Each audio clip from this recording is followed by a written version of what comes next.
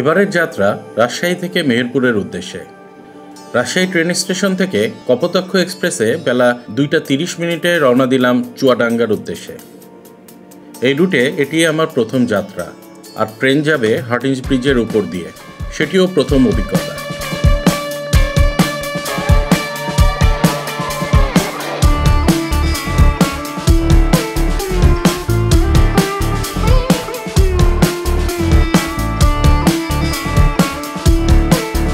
Train ঠিক 2:30 ছেড়ে দিল, আর এই বর্ষার পর সবুজ প্রকৃতির মনোরম দৃশ্য দেখতে দেখতে ছুটে চললাম চুয়াডাঙ্গার উদ্দেশ্যে।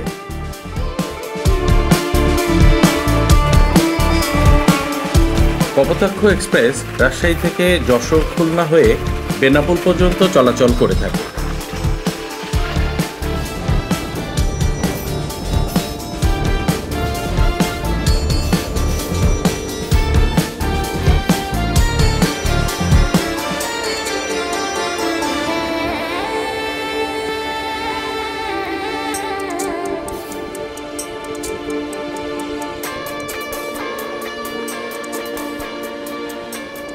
হার্ডিঞ্জ ব্রিজ বাংলাদেশের পাবনা জেলার ঈশ্বরদী উপজেলার পাকশী থেকে কুষ্টিয়া জেলার ভেড়ামারা উপজেলা পর্যন্ত যুক্তকারী একটি রেল সেতু। এটি পদ্মা নদীর উপর নির্মিত এবং এটির নির্মাণকাল 1909 থেকে 1915। তৎকালীন লর্ড হার্ডিঞ্জের নাম অনুসারে এই সেতুর নামকরণ করা হয়।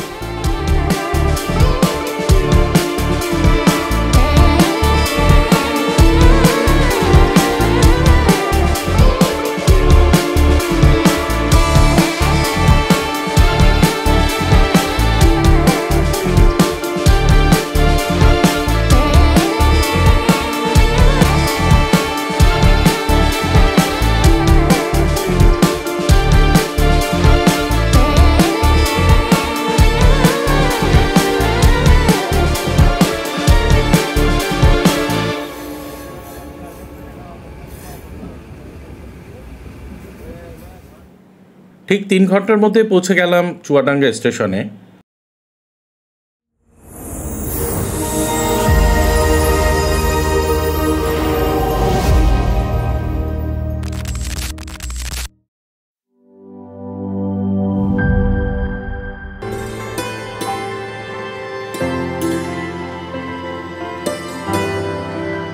এবার দেখে নেওয়া যাক আমঝুপির নীলকুঠি।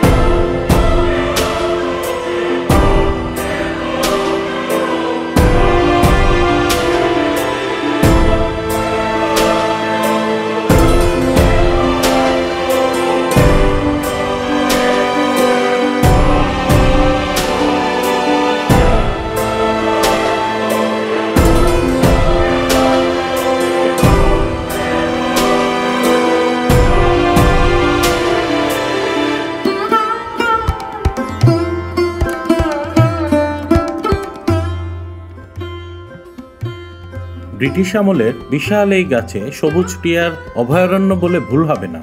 টিয়াদের চিল্লাপাল্লায় মুখরিত এই জায়গাটি।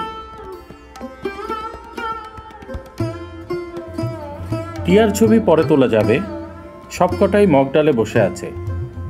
আগে কুঠির ভেতরটা একটু দেখে আসি।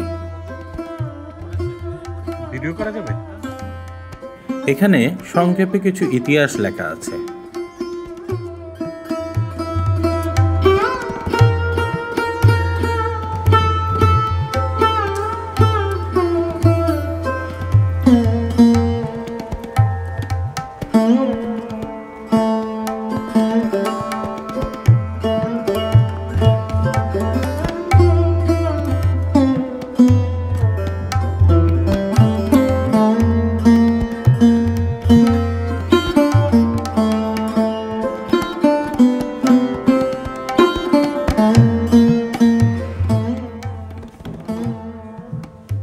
ভিতরে কিছু মাটির হাঁড়ি পাতিল তখনকার সময় ব্যবহৃত হতো বলেই মনে হচ্ছে।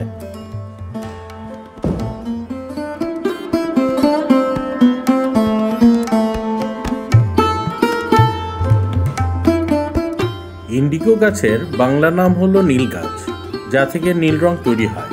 এর আরও কিছু স্থানীয় নাম আছে, যেমন নীলিনী, রঞ্জনী এবং নীল পুষ্প।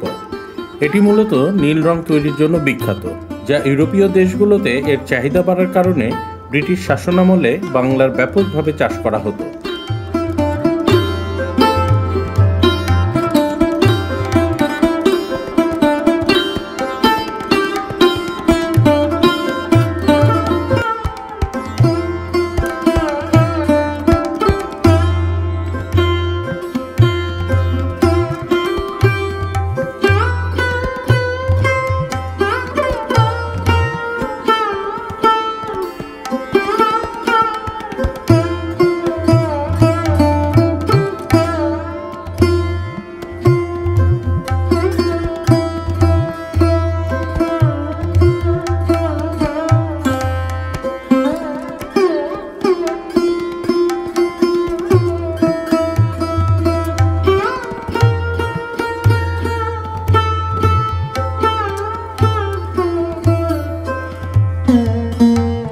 নীলকুঠির পিছনের দিকে কাজলা নদীতে ঘাট নির্মিত আছে। ব্রিটিশরা এখান থেকেই নৌযোগে তাদের নীল ব্যবসা পরিচালনা করত।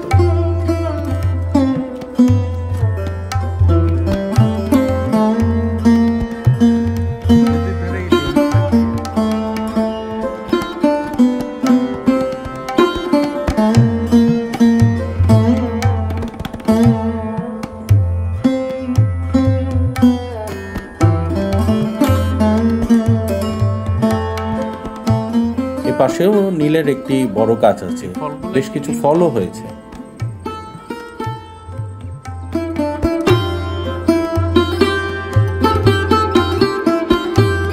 কুঠির বাইরে সেই সময়ের বিশাল গাছ, এর মধ্যেই কিছু ছবি পেয়ে গেলাম।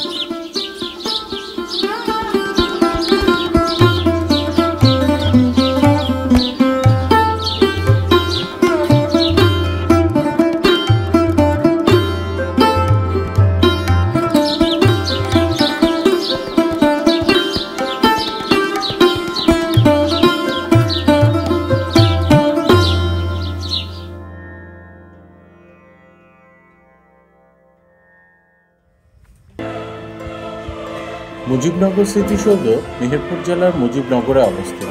মুক্তিযুদ্ধ চলাকালীন সময়ে বাংলাদেশের অস্থায়ী সরকার যেখানে গঠিত হয়, সেখানে এই স্মৃতিসৌধটি গড়ে তোলা হয়েছে। 1971 সালের 17 এপ্রিল বাংলাদেশে অস্থায়ী সরকার যে স্থানে শপথ গ্রহণ করে, ঠিক সেই স্থানে 24 ফুট দীর্ঘ ও 14 ফুট প্রশস্ত সিরামিকের ইট দিয়ে একটি আয়তাকার লাল মঞ্চ তৈরি করা হয়েছে, যা মুজিবনগর স্মৃতিসৌধের ভিতরে মাঝখানে।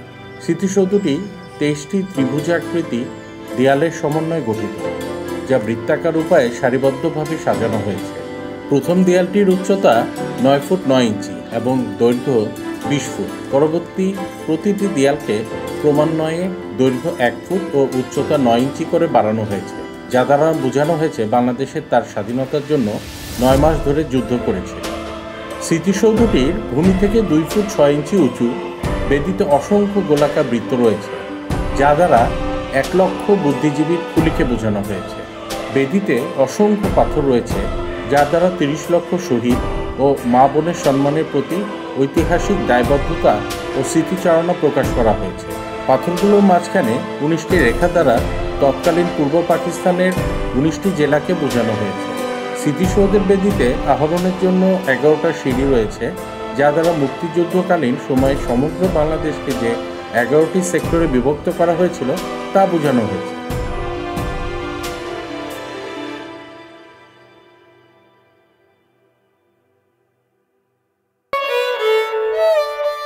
মুজিবনগর বা পূর্ব নাম বৈদ্যনাথ তলা বাংলাদেশের মেহেরপুর জেলায় অবস্থিত। এটি একটি ঐতিহাসিক স্থান। মুক্তিযুদ্ধে নেতৃত্বদানকারী বাংলাদেশের প্রথম অস্থায়ী সরকার 10 এপ্রিল 1971 সালে গঠন করা হয়। এরপর তৎকালীন ভবের পাড়ার বৈদ্যনাথ তলার আম্রকাননে 17 এপ্রিল 1971 সালে সরকার শপথ গ্রহণ করে। এই সরকারের রাষ্ট্রপতি ছিলেন বঙ্গবন্ধু শেখ মুজিবুর রহমান এবং অস্থায়ী রাষ্ট্রপতি ছিলেন সৈয়দ নজরুল ইসলাম।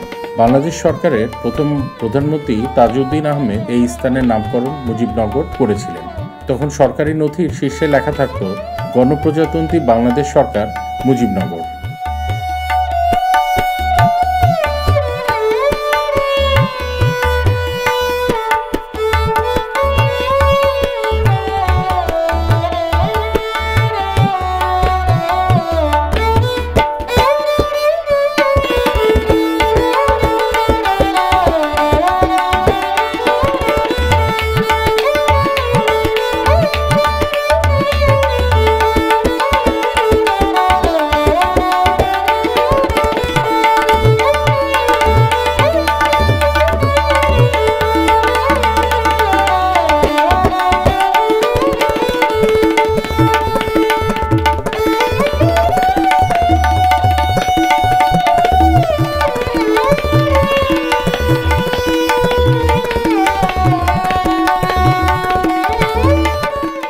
মুজিবনগর থেকে ভারতীয় বর্ডার খুব কাছেই।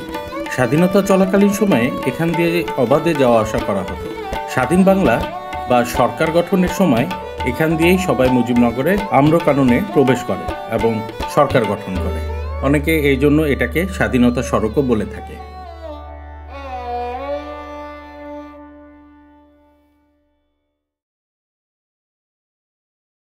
এবার গাংনী উপজেলার বেতবাড়িয়া হয়ে এসে গেলাম কাজীপুর বর্ডারে। এখানে 6টি কবর দৃশ্যমান। কবরগুলো মুক্তিযুদ্ধ চলাকালীন সময়ে মুক্তিযোদ্ধাদের কবর। তাদের সম্মানার্থে এখানে একটি বেদিও তৈরি করা হয়েছে।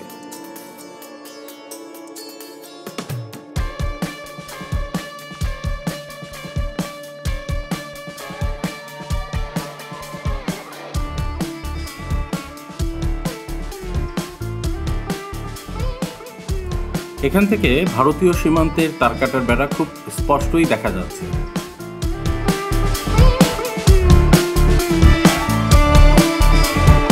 এখানে যে কৃষককে দেখা যাচ্ছে আসলে সে ভারতীয়। তার জমি বাংলাদেশের ভিতরে পড়ায় সে এখানে চাষাবাদ করে। প্রতিদিন তার আধার কার্ড বাংলাদেশ বর্ডার গার্ডের কাছে জমা রেখে এখানে আসে এবং 4টার মধ্যেই কাজ শেষ করে চলে যেতে হয়। বর্ডারের পাশেই দেখি এক যুগল হট্টিটি বসে আছে। তাদের দেখেই মনে হচ্ছে পেট ভরা, খাবার খাওয়ার কোনো তাগাদা নেই। কিছু ছবি তুলেই রওনা দিতে হলো।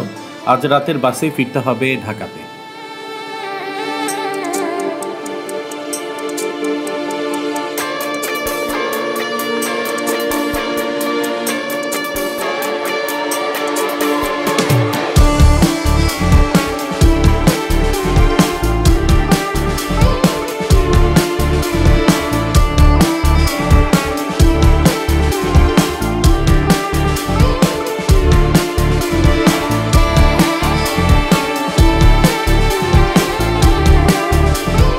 রাত 9টা 45 মিনিটের বাসে মেহেরপুর থেকে রওনা দিলাম ঢাকার উদ্দেশ্যে।